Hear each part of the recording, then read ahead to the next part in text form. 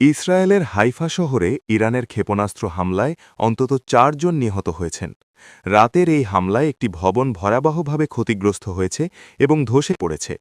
সবচেয়ে উদ্বেগের বিষয়, আঘাত হানা ক্ষেপণাস্ত্রটি সঙ্গে সঙ্গে বিস্ফোরিত হয়নি, ফলে উদ্ধারকারী দল ঘটনাস্থলে পৌঁছানোর পরও সেটি সক্রিয় অবস্থায় ছিল, যা উদ্ধার কাজকে আরও বিপজ্জনক এবং কঠিন করে তোলে।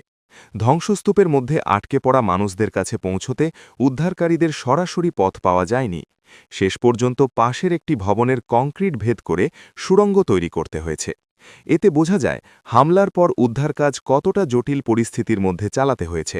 একদিকে ধসে পড়া ভবন, অন্যদিকে সক্রিয় ক্ষেপণাস্ত্রের ঝুঁকি, দুই মিলিয়ে পুরো এলাকা আতঙ্কে ভরে ওঠে। স্থানীয় বাসিন্দারা বলছেন, শক্তিশালী আকাশ প্রতিরক্ষা ব্যবস্থা থাকা সত্ত্বেও হামলার ভয় এখন তাদের নিত্যদিনের বাস্তবতা। একজন বাসিন্দার ভাষ্যে, প্রতিদিনই অনিশ্চয়তা নিয়ে থাকতে হচ্ছে।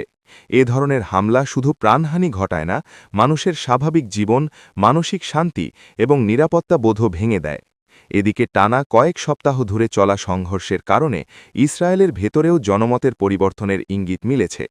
জরিপে দেখা গেছে, এই যুদ্ধের প্রতি সাধারণ মানুষের সমর্থন ধীরে ধীরে কমছে। অর্থাৎ যুদ্ধ যত দীর্ঘ হচ্ছে, ততই তার মানবিক, সামাজিক ও রাজনৈতিক চাপ স্পষ্ট হয়ে উঠছে।